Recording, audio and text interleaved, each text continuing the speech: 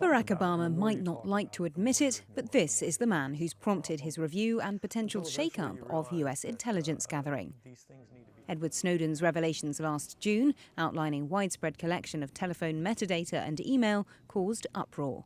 Good afternoon, everybody. Please Advisors said the president was privately angry at the leaks, saying Mr. Snowden hadn't thought through the consequences. But he was also surprised at the backlash and, in August, appointed a panel to review the programs concerned. Thank you very much, everybody. Aides report that Obama was especially upset to learn that the phone of German Chancellor Angela Merkel had been monitored by the NSA. Since then, reforming that agency's activities has been the focus of several presidential meetings with lawmakers, technology and phone company executives and privacy advocates.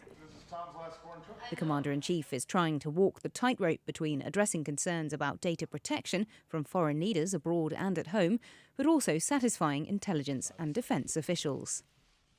The analysis that I've been doing throughout has always been,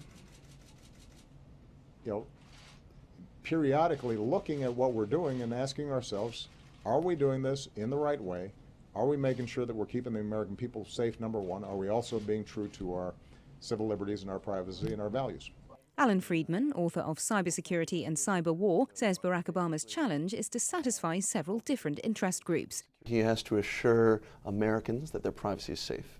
He has to assure American companies that he understands their concerns, that their interests have been endangered at the risk of other national security interests. At the same time, he also has to make clear to the national security community that he values their work and he's going to continue to defend them against those who say that their mission isn't important. And finally, he has to talk to the rest of the world and say, listen, we know why you're concerned and we hear that and we're going to work to address it. Because of those differing concerns, the president's expected to announce some new limits on the bulk collection of phone records, having decided that the program doesn't have much value in counter-terrorism. And he's apparently set to appoint a public advocate to represent privacy concerns at hearings of America's Secret Intelligence Court. It's also been reported that he'll support greater privacy for non-US citizens to try and restore trust among Europeans. But there are also reports that he'll turn to Congress for guidance on the ultimate future of the program, a move that some have already said means he's ceding executive power and passing the buck. Before President Obama's even made his speech, he's already stirred controversy among the national security establishment, the very people upon whom he relies for information every day, for overly concerning himself with the civil liberties of foreign leaders.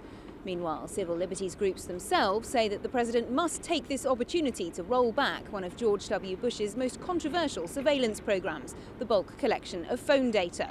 So the White House seems poised to take a balance between the two sides, the danger being, of course, that it will end up satisfying neither. Lorna Shattuck, Washington. Know more about your world. eNCA.com.